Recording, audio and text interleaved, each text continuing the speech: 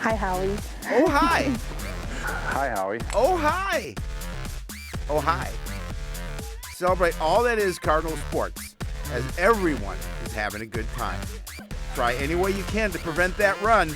Yund, if you don't follow the rules, you're out of here. Just one of many goals. Sportsnight is next.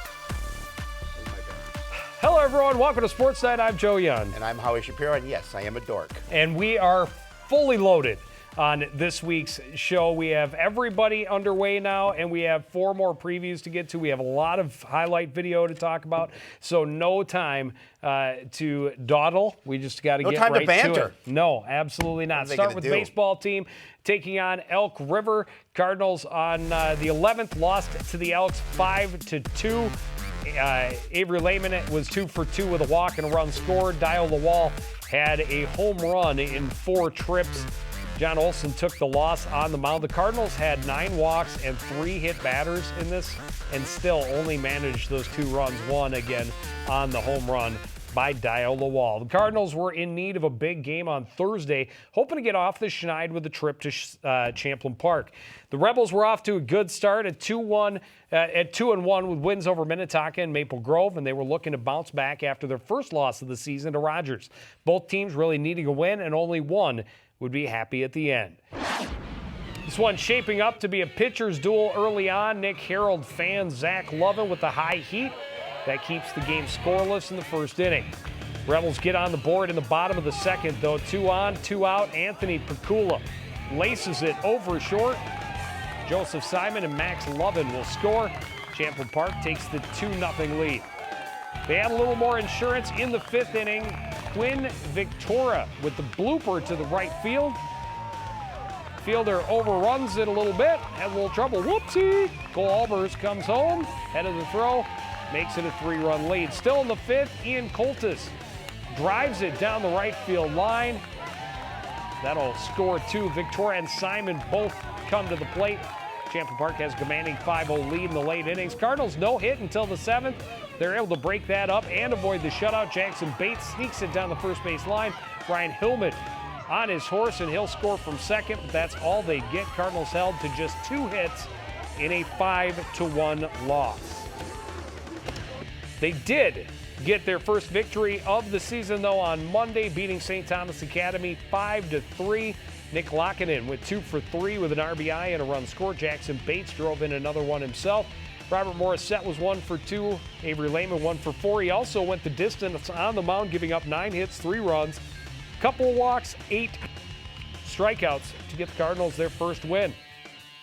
Followed it up this afternoon on Tuesday afternoon, getting their first conference victory of the season, beating Totino Grace 3-1. RBIs from Jackson Bates, Tyler George, and Avery Lehman.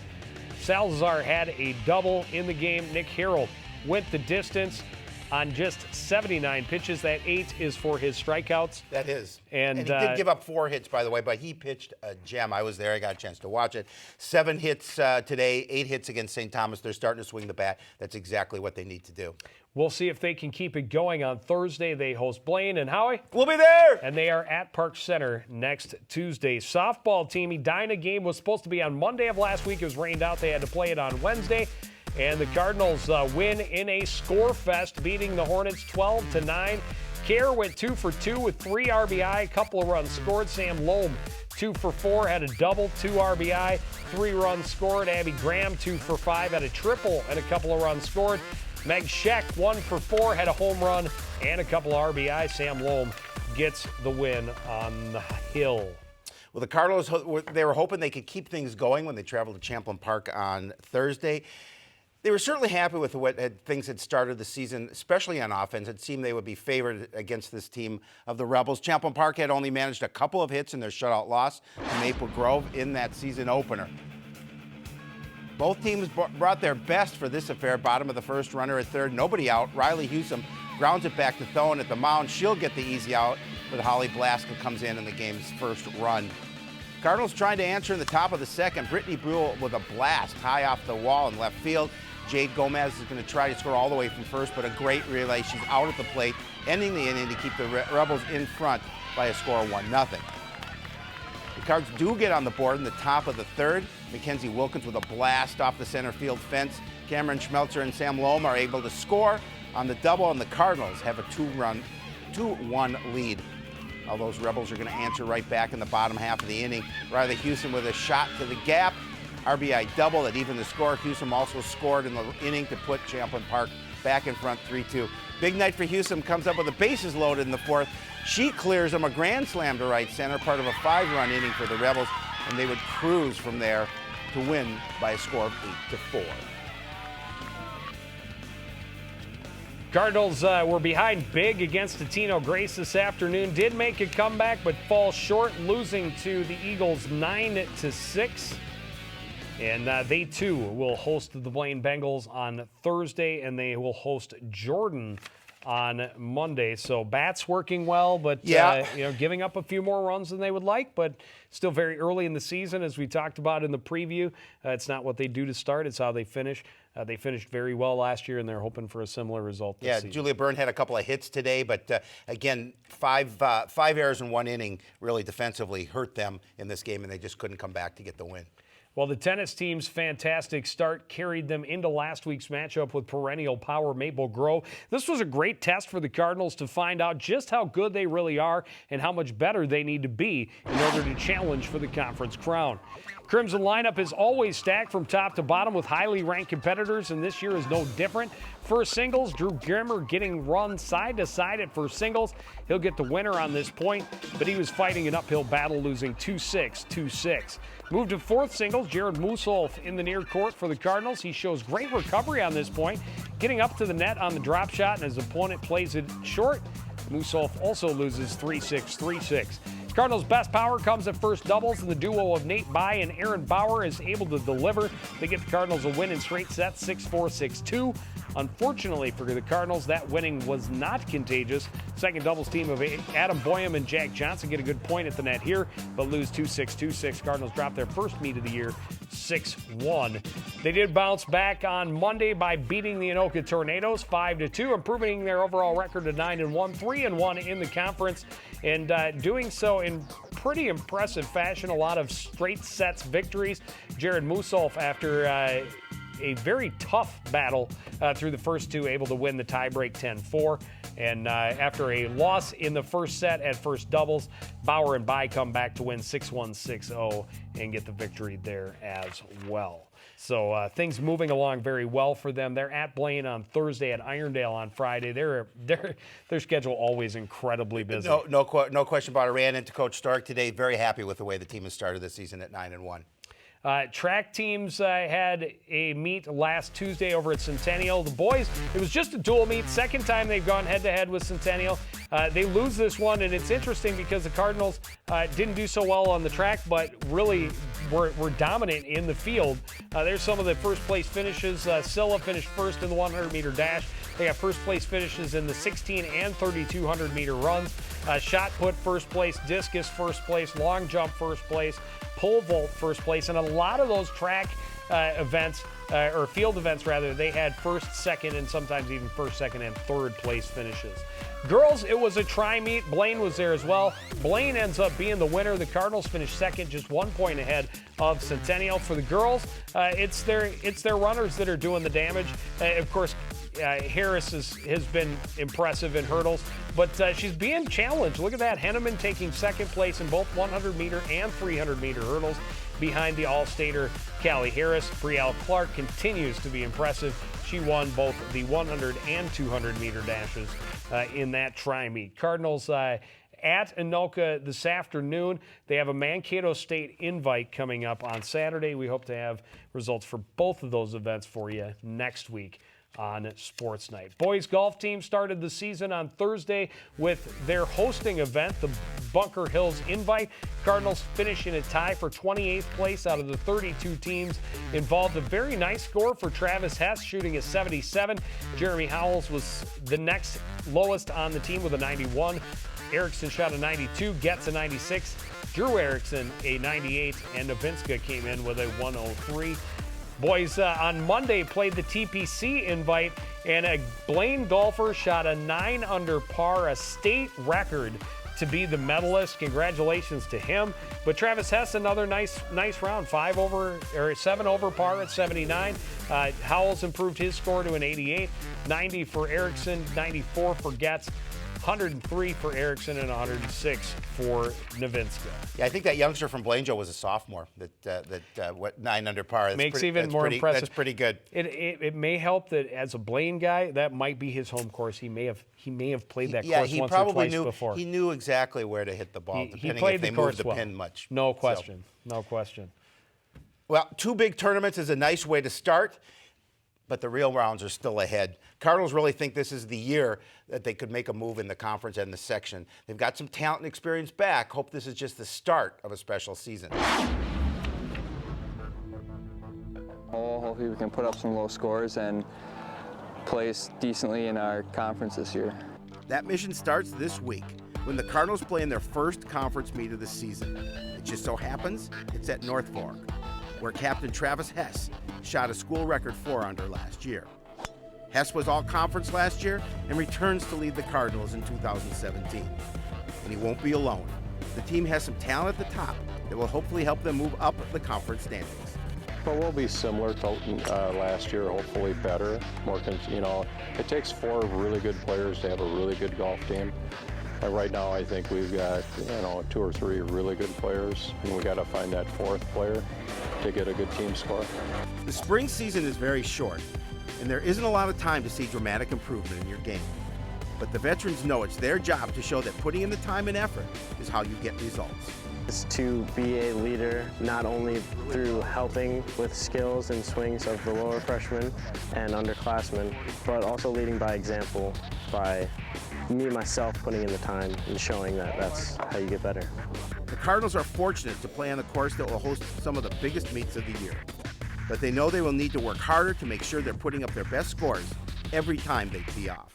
This is our home course and this is where sections is, so hopefully that should give us a good advantage this year. And 2 weaknesses are just need to prepare more for upcoming matches. I mean, putting in more time for upcoming matches to shoot lower and better scores as a team and as individuals.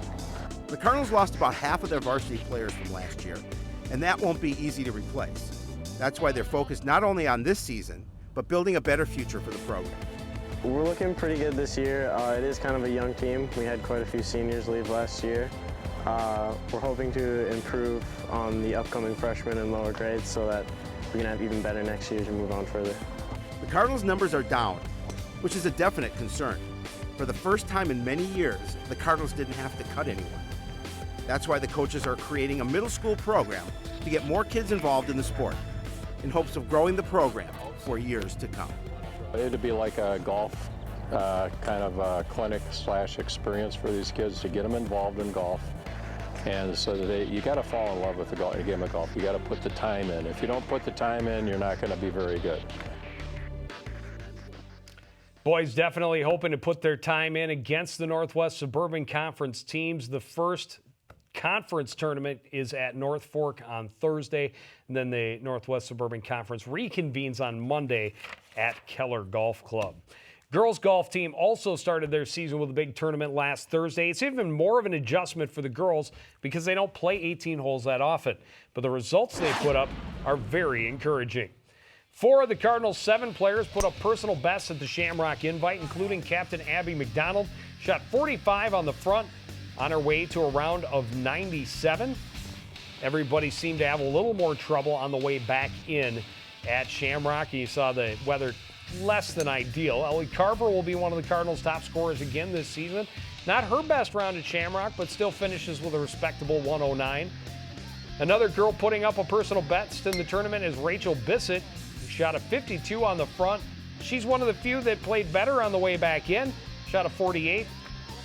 Gives her an even 100 for the day. Belle Wynn mirrored Ellie Carver's number, 52 on the front, 57 coming back. A 109 for the day. Tori Wensloff put up a personal best as well. She shot a 108. There's Tori. Abby Olson also had a personal best, finishing the round with a 119.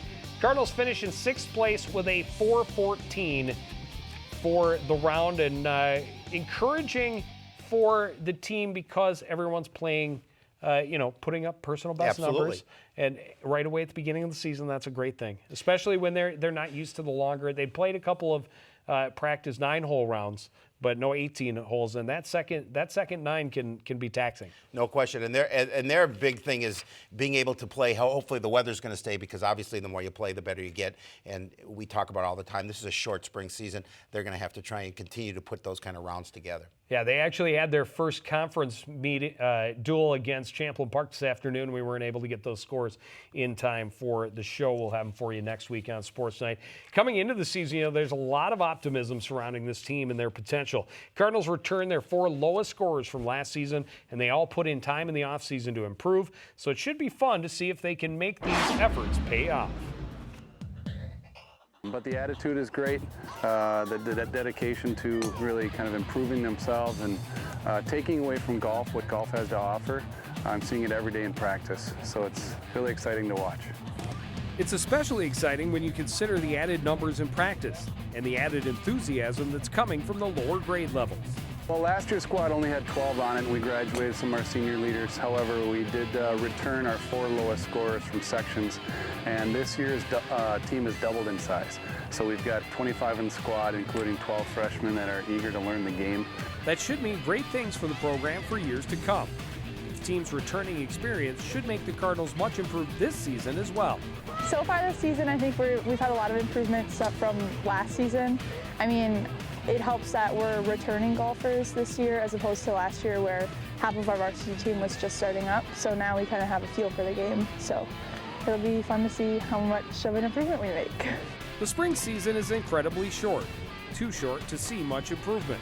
That's why the Cardinals veterans spent their offseason working on their games. We've put in a lot of time, the returning varsity team has. So we did summer golf, and we've been putting in a lot of extra hours, which is, again, a lot different from last season. So hopefully that'll take us just up to the next level this year.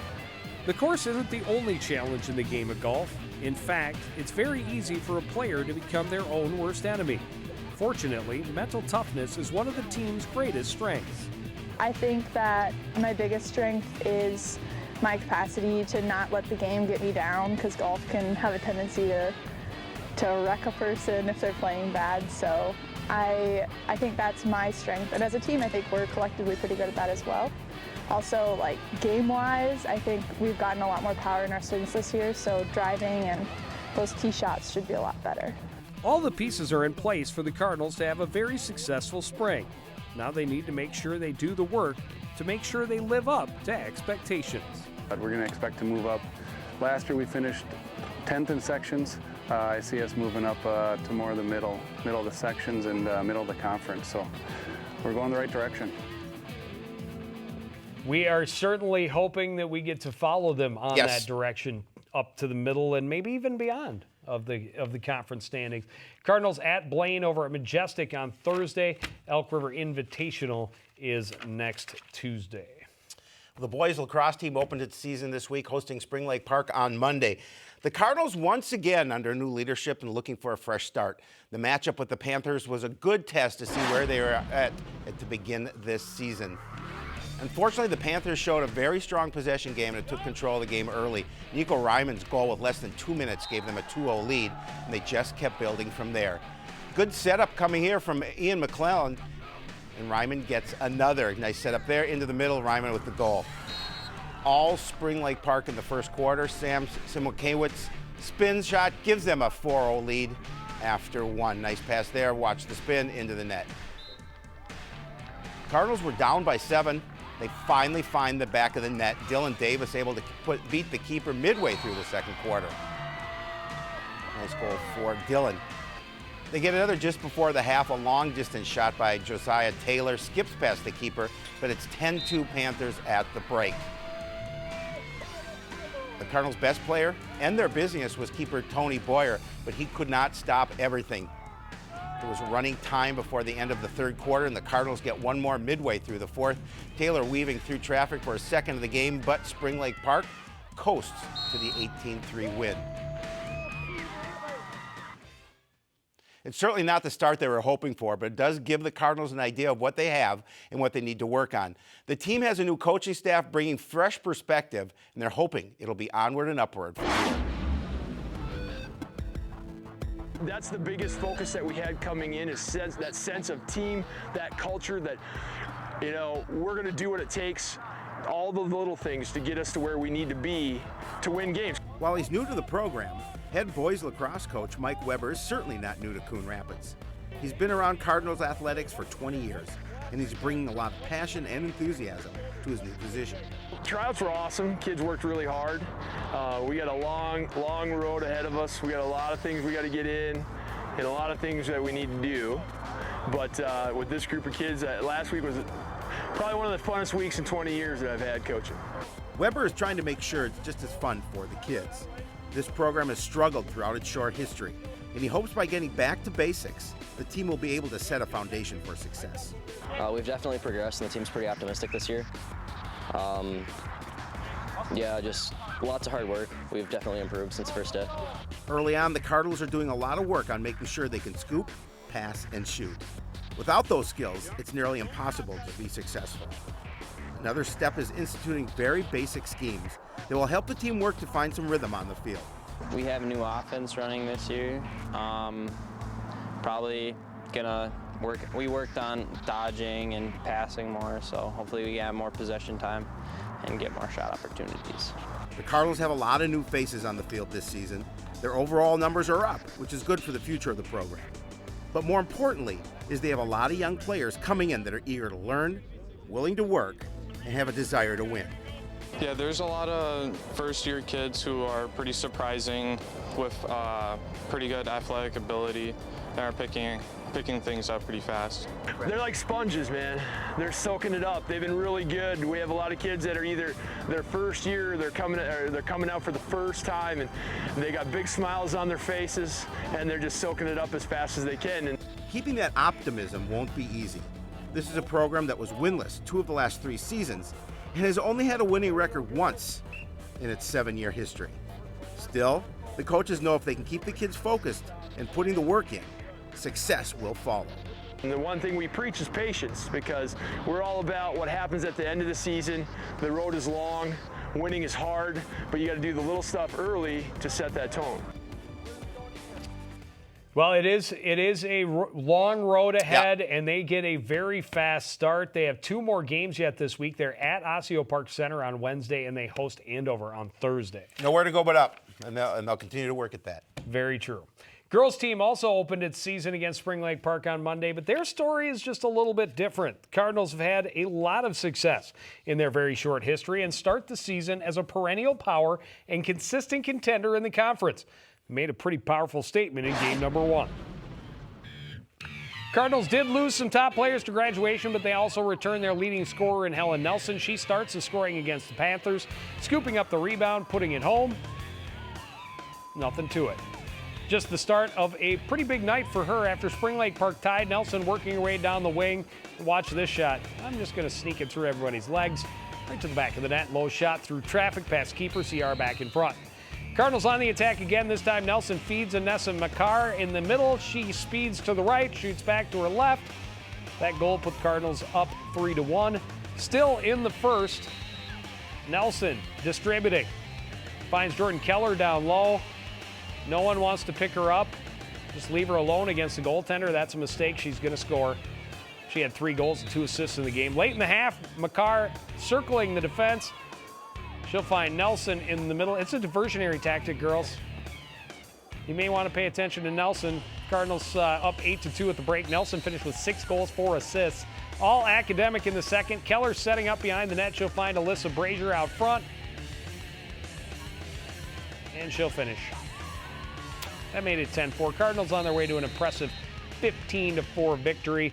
They're really hoping this is just the start of a storybook season for the program. They believe they can do what no others have done before them, but they know it will take contributions from everyone if they are to reach that goal. We got to make up a lot of scoring, and you know, if we rely on one person to make up all that scoring, it's going to be a long year. Every year there are holes that need to be filled. This Cardinal squad knows it's going to take a team effort to make up for what was lost to graduation. We really talked a lot about spreading it out and everybody taking a little bit of personal accountability for making up those 102 goals and, hopefully surpassing that. Losing players is inevitable in high school sports, but so is gaining new talent. Early on, it seems the newer players are fitting in quite nicely. One thing that I was surprised as a defender on the field was I had some new girls by my side, ones I'm not used to, and we worked so well together. Like, our defense was really killing it that game, and I'm excited to see what's going to happen for the rest of the season. And the sky really is the limit for a team that is starting the way these Cardinals are. Across the board, it seems everyone is committed to doing what it takes to get to the next level. I've seen a lot of hard work and effort. It seems this year that it's more putting forward towards the team and not just like individual effort. Everyone wants to be the best person on the team, not just one person. And that's a big part of the team's focus this season, getting contributions throughout the lineup to make them a more unpredictable and tougher team to defend. Having, the defense obviously helping, but being able to have an offense where everyone's scoring, not just one person. So being able to have like a diverse scoring opportunity. So then when if you go to state or in sections, that people aren't just able to cover one person. It's multiple people they have to watch out for. The Cardinals have won 4 conference titles in their 8-year history, but they've never made it out of sections. They hope this is the team to get over the hump, and they want everyone to play with a sense of urgency all season long. So I think we're going to do really well in conference, but I want to be the top in conference. I want to go to state. So we're really going to focus on making sure that these girls are giving it their all as if it's their last game every game. A state tournament berth is a realistic goal for this team, but in order to reach that goal, the big key is going to have their biggest players playing their best in the biggest game. We need to have 5 people, 6 people that the moment is what they look for and what they strive and they really are looking forward to instead of like overwhelmed by the big game. There you go. That's all of them previewed and ready to go for the season, and everybody's underway. The Cardinals host their first game of the season against Osseo Park Center on Wednesday. Then they're at Andover on Thursday. So a very busy week for both teams getting 3 games in. Very busy week for us to get everybody in. I know. Good job by you getting the whole show put together. I do what I can, and we got back-to-back preview shows. We got everybody in. And now it's just time to race to the finish because, again, this spring season is very short, especially if the weather does not cooperate. We're hoping the weather will cooperate with us on Thursday. We got baseball planned for you here on Thursday afternoon. Tennis next Tuesday. That means Sportsnight will be on Monday next week. We'll do tennis on Tuesday, and then softball on Thursday of next week. But that is going to do it for this edition of Sports Night. We want to thank everybody out there for joining us and continuing to support everything we do here at CTN for the entire crew, including the one and only Howie Shapiro. I'm Joe Young. Say goodnight.